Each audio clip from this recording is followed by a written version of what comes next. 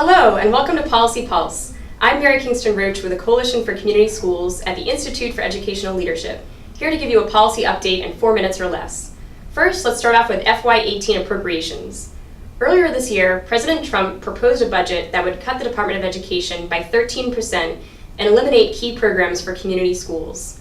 We're happy to report that Congress has rejected most of these proposed cuts, and we are currently under what is known as a continuing resolution, which is a short-term spending deal through December 8th.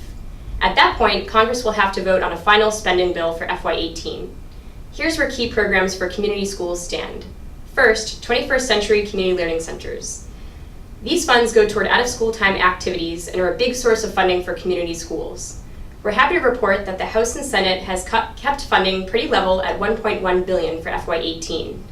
Advocates also scored a big win when 39 House Republicans got on board to vote for an amendment and restore a cut to the program. This shows the strong bipartisan support for out-of-school time programs. Next up is Title I. These funds go to low-income school districts to improve student outcomes and can also pay for coordinators. We're happy to report that the House and Senate has kept funding pretty level at $15.4 billion for FY18. Next is Title II. These funds go toward professional development for educators. The Senate kept funding level at $2.1 billion. However, the House completely eliminated this funding, which is a big concern for us. Next is Title IV-A Student Support and Academic Enrichment Grants.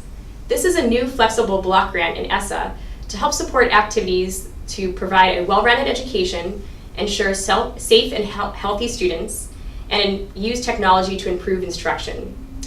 Congress in ESSA authorized this program at $1.6 billion, but Congress only funded this at $400 million in FY17, and we're looking at a similar small number for FY18, which is also a big concern for us.